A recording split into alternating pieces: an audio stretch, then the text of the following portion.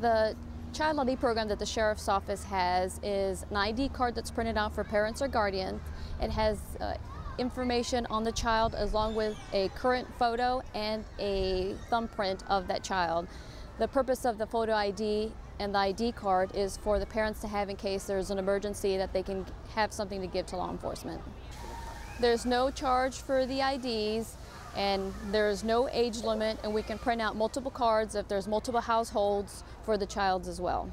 The information that gets filled out to make the IDs, it gets deleted off the computer. The actual document that the parent or guardian fills out gets handed back to them. The only information that's stored is on the ID that the parents keep. We don't keep anything.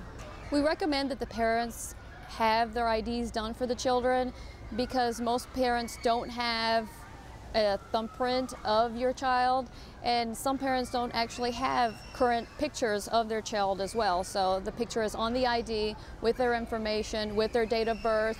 It's just a great thing to have, and it's free. So a couple of those things do change throughout the years. The picture changes because the child ages, the weight and the height change, so it's always good to have a good ID with an up-to-date information on it.